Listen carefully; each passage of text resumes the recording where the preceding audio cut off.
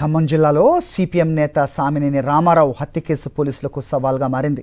రోజుకో ట్విస్ట్ను తలపిస్తోంది. 2 నెలలుగా కేసులో కనిపించని పురోగతి. 24 మందికి పాలిగ్రాఫ్ పరీక్షలకు కోర్టు అనుమతి కోరారు పోలీసులు. 24 మందిలో కాంగ్రెస్, సిపిఎం సభ్యులతో పాటు గ్రామస్తులు ఉన్నారు. కోర్టు అనుమతిస్తే వీరిని పరీక్షల నిమిత్తం బెంగళూరు లేదా ఇతర రాష్ట్రాలకు తీసుకెళ్లాలని భావిస్తున్నారు. కాగా గత ఏడాది అక్టోబర్ 31న చింతకాని మండలం పాతర్లపాడు గ్రామంలో తన నివాస సమీపంలో దారుణంగా హత్యకు గురయ్యారు సామినేని రామారావు. దీనిపై మరింత సమాచారం మా ప్రతినిధి మహేందర్ అందిస్తారు. మహేందర్,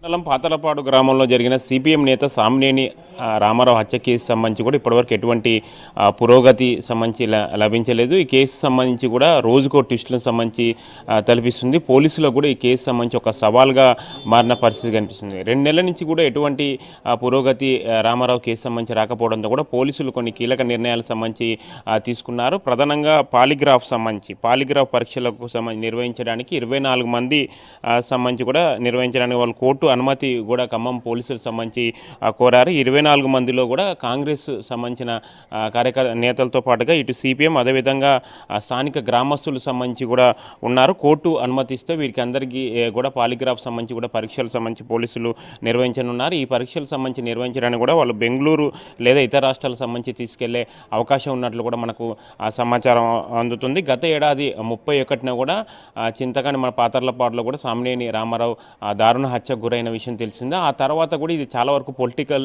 టర్న్ తిరుగుతూ వస్తుంది. ఇటు సిపిఎం వాళ్ళు, ప్రధానంగా సిపిఎం వాళ్ళు కూడా కాంగ్రెస్ పార్టీపై ప్రధాన ఆరోపణలు చేస్తూ వస్తున్నారు. ఇటు సిపిఎం రాష్ట్ర కార్యదర్శి కూడా అనేక కార్యక్రమాలకు సంబంధించి జాన్ వెస్లీ కూడా ఇక్కడ మధురలో నిర్వహించిన కార్యక్రమాలతో పాటుగా ఖమ్మం జిల్లాలో నిర్వహించిన కార్యక్రమాలకు సంబంధించి పాల్గొన్నారు. ఖచ్చితంగా రామారావు హత్య కేసు సంబంధించి కూడా కాంగ్రెస్ ప్రమేయం ఉందని కూడా సిపిఎం ఆరోపిస్తూ వస్తుంది. మరోవైపు కాంగ్రెస్ కూడా సిపిఎం సంబంధించి వాళ్ళు మాట్లాడుతున్న మాటలు కూడా రివర్స్ కౌంటర్ సంబంధించి అటాక్ చేస్తుంది. పోలీసులు ఇన్వెస్టిగేషన్ సంబంధించి చేస్తున్నారు. వాళ్ళు ఎవరున్నా కానీ ఇందులో నిందితులను వాళ్ళు ఎట్టి పరిస్థితుల్లో వదిలిపెట్టారు. కావాలని సిపిఎం రాజకీయం చేస్తుంది, కాంగ్రెస్పై బురద జల్లే ప్రయత్నం చేస్తుందని కూడా ఇటు కాంగ్రెస్ పార్టీ సంబంధించిన నాయకులు కూడా లోకల్ ప్రెస్ మీట్ పెట్టి సిపిఎం తీర్పు కూడా ఎంటగడుతున్న పరిస్థితి కనిపిస్తుంది. అంటే 2 వైపుల సంబంధించి ఇది పొలిటికల్ టర్న్ ఉన్న నేపథ్యంలో పోలీసులకు కూడా కేసు అనేది ఒక సవాల్గా మారింది. ఇటువంటి సంబంధించి రోజుకు వాళ్ళు చాలా వరకు క్లూస్ టీమ్స్ మర్డర్ జరిగిన తర్వాత నుంచి కూడా క్లూస్ టీమ్స్ వచ్చాయి. క్లూస్ టీమ్స్ చాలా వివరాలు సంబంధించి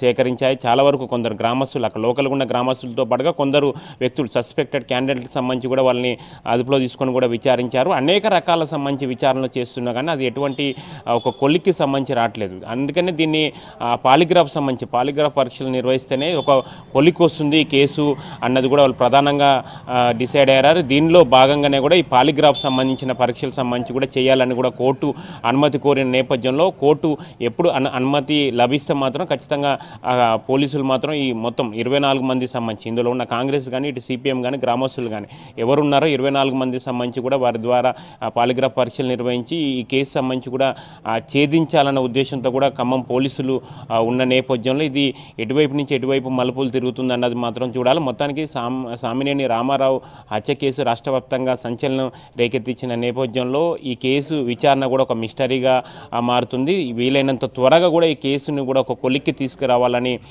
పోలీసులు ఒక నిర్ణయానికి వచ్చిన నేపథ్యంలోనే ఈ పాలిగ్రాఫ్ పరీక్షలకు సంబంధించి కూడా వాళ్ళు కోర్టు అనుమతి కోరినట్లు తెలుస్తుంది. కెమెరా పర్సన్ సతీష్తో మహేందర్, సాక్షి టీవీ, ఖమ్మం.